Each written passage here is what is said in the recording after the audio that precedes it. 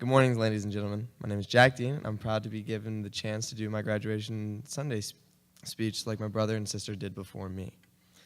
Let me start off by saying thank you to my friends and family, not for only dealing with me, but also for motivating me through everyday life and getting me to the point where I am now. As I stated before, my brother and my sister both have given a speech at the graduation Sunday ceremony. When my mom told me I was going to be giving the speech, I was excited, but also nervous. Speaking in front of a crowd has never been an issue. The reason I was nervous is because I knew my speech had to be just as good, if not better than my brothers and sisters. They both told stories of famous people who have, in their own way, changed the world and overcome hard times. My speech is different.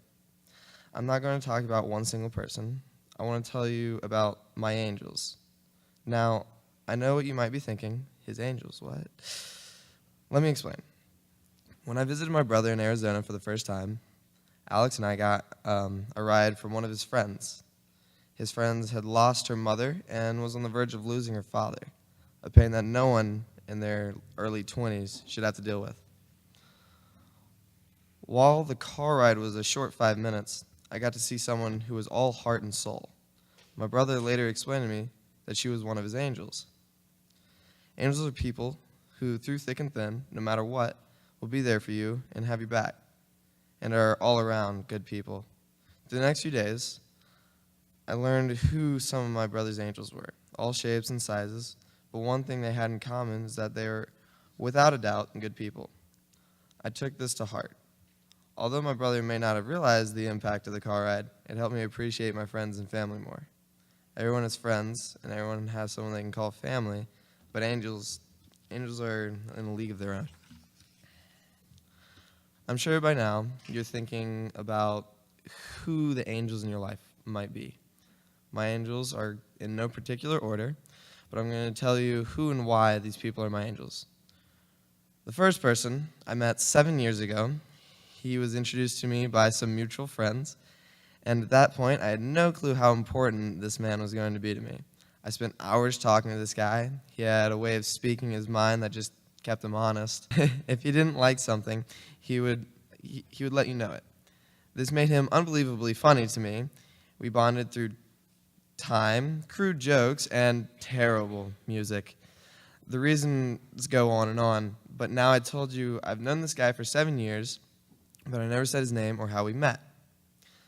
My family might know, but the rest of you, I'm sure, have no idea. The person I'm talking about is in the front row. His name is Jordan Tollefson.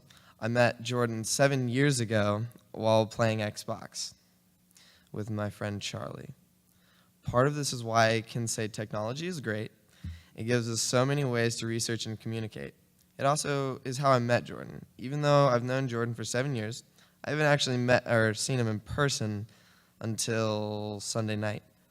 I invited him to my graduation, and honestly, I'm sure it was just as scary for him as it was for me. No one in his family had ever gotten on a plane, and now he's going on all by himself to Greensboro to meet a family he's never seen before and be with them for an extended period of time. You made it.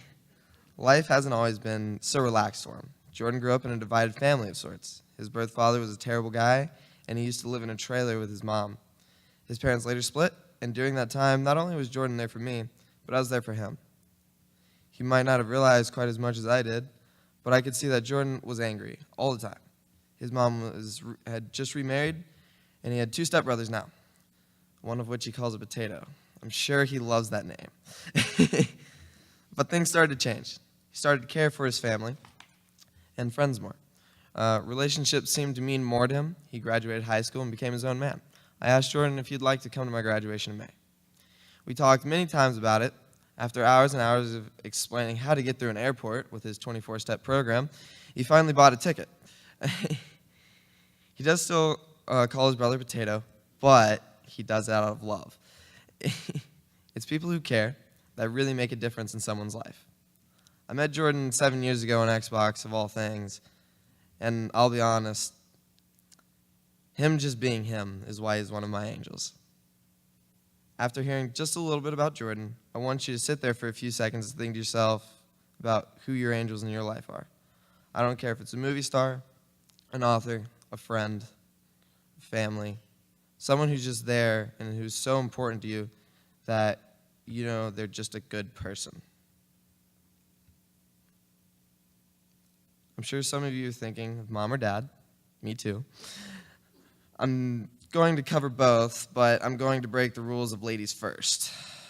Dad, you've been a part of my life since day one. You helped me learn to ride a bike.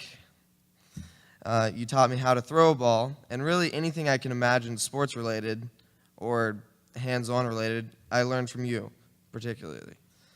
I started playing roller hockey when I was 6 years old at a YMCA in Kernersville, and I later switched to ice hockey at the Greensboro Ice House. What they don't tell you about ice hockey is how much you have to travel just to play one game. Dad, for nearly 10 years, you drove me all over this side of the country, thousands and thousands of miles and hundreds of hours, just so I could play a sport I loved. My dad pushed me to the next level. What they also don't tell you is he didn't have a free weekend for those 10 years. Everyone has a person or a thing that motivates them. Well, that's my dad. My dad could never be satisfied with how I was going or how I was doing on the ice or on a field. After every game, he'd let me know what I did wrong and how I could have done better. He was always there, right through the clear glass, telling me how slow I was going. If I scored 5 goals, he wanted me to score 6. If I hit a triple, he wanted me to hit a home run. If I had a big hit, he wanted me to have 3 more just like it. My dad was one who taught me to never be content where I was. He taught me to always be hungry for more, and that's why he's one of my angels. Now, for Mama Dean. Mom, I'm sure you've heard it, and I know most of my good friends have heard it, and maybe through or thought about it themselves, but Mom's going to kill me. It's a famous quote that I'm sure nearly everyone has used in their life.